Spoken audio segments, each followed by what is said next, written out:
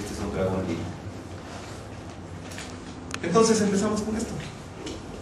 Y la primera pregunta es, ¿qué es un lenguaje de programación? José, ¿estamos de acuerdo? Entonces, un lenguaje de programación es, visto desde este punto, un lenguaje de alto nivel, que tiene un conjunto de instrucciones que me permiten ordenar a la máquina qué quiero hacer. ¿De acuerdo? Entonces, ¿cuál es la diferencia entre una máquina y una persona? Que las personas cuestionamos, y está bien. Por eso somos personas. Si no, seríamos tontos útiles. Asamblea. Levanten la mano, ¿están de acuerdo? Yo. Los que no están de acuerdo, yo.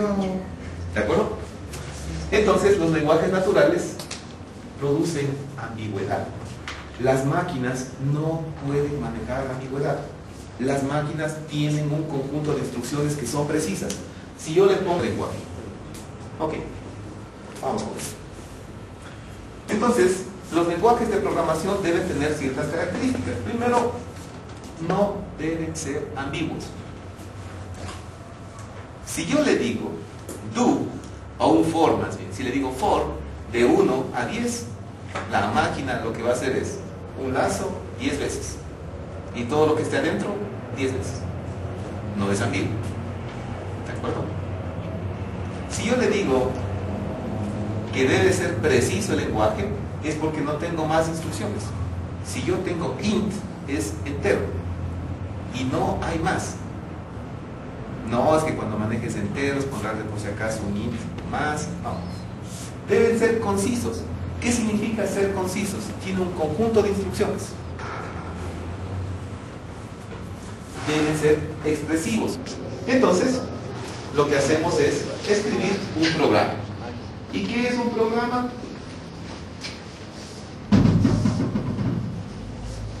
Y este se va a llamar programa 1. ¿Qué es un programa? Lo que ya mencionaron, es un conjunto de instrucciones en un lenguaje de alto nivel determinado, ¿no es cierto? Y vamos a tomar el ejemplo de C++.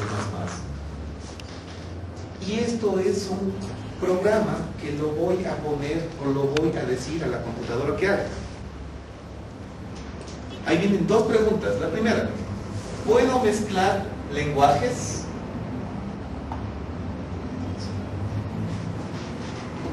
En un programa, ¿puedo mezclar lenguajes? Dígame nomás. Por ejemplo, cuando se importan bibliotecas, por ejemplo, en uno es el include, en el otro es import. Entonces esas cosas habría varias. El compilador de la línea, ¿no? Entonces, cuando hablamos de lenguajes, hablamos de compiladores. Porque no es que esto entiende la máquina. No es que yo le pongo el programa texto ahí y ya funciona la máquina. Hay un proceso que se llama compilación. Y ese proceso de compilación es pasar este lenguaje de alto nivel a un lenguaje más entendible que se llama assembler, y obviamente ya el sistema operativo se encarga de ¿qué? De traducirlo a binario. Y eso es compilación. Entonces, ¿qué hace un compilador? Traduce, listo, ¿qué más? Instrucciones de un lenguaje de alto nivel a instrucciones de lenguaje de máquina. Correcto, lleva de instrucciones de alto nivel a instrucciones de máquina. Pero, ¿cómo? Entonces, ¿qué hace el compilador? Ya vamos a ver las fases más detenidamente que hace el compilador. Los procesadores o los microprocesadores hablan assembler. Por lo tanto, no puedo ponerle más que assembler. Ok. Entonces, nosotros tenemos un lenguaje o un programa, un conjunto de instrucciones escrito en lenguaje de alto nivel, ¿de acuerdo? En el que ustedes quieran. Y nos quedamos con la duda, ¿no? Si podemos o no podemos poner en un mismo programa una mezcla de lenguajes. Eso, segunda duda.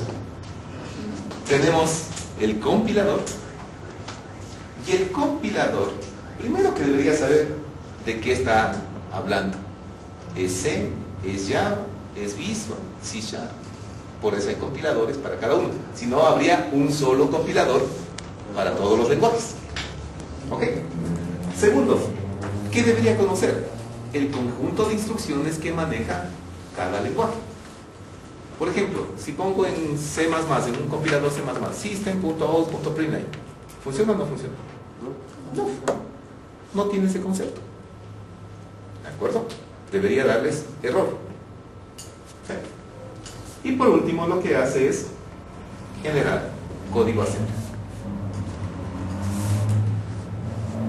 Entonces, como input tenemos el lenguaje de alto nivel.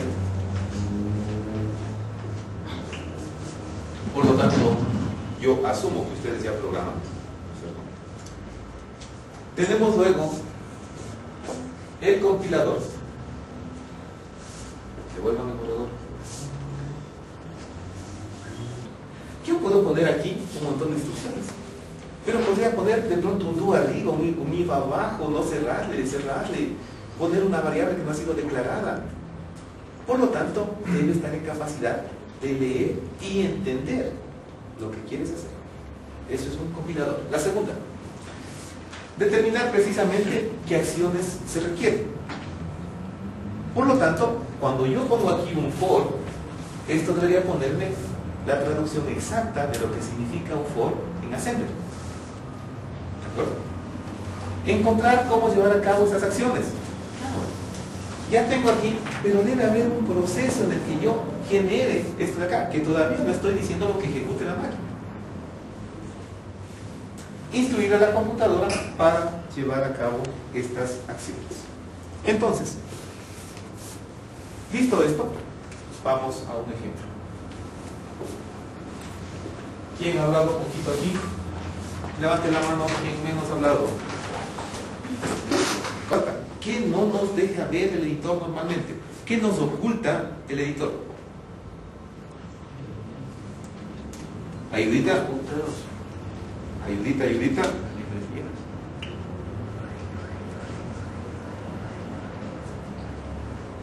Ahí hay un carácter llamado EOF. ¿Qué es EOF? End of file, ¿o no? ¿Hay un carácter o no hay un carácter ahí?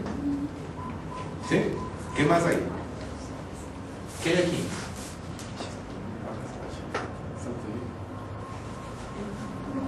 ¿O no? ¿Sí o no? ¿Qué hay aquí? ¿Y aquí? ¿Y acá? ¿O no?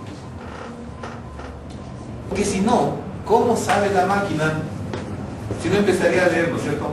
Int blanco, X, paréntesis izquierdo, int blanco, N, paréntesis derecho, blanco.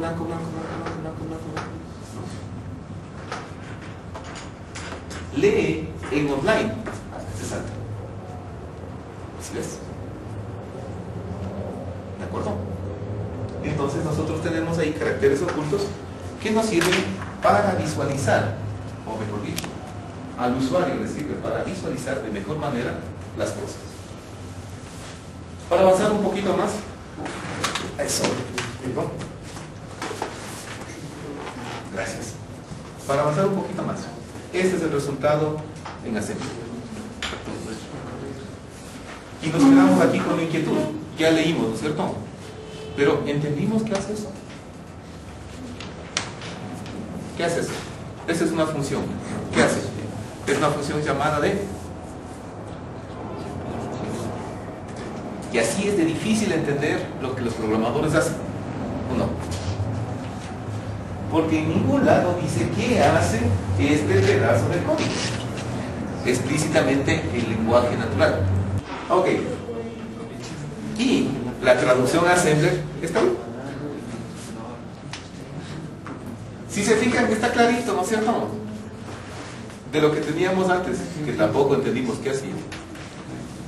Está acá clarito en Assembler. Ya. Entonces, ¿el compilador qué hace? Toma como input este archivito, lo entiende y genera esto.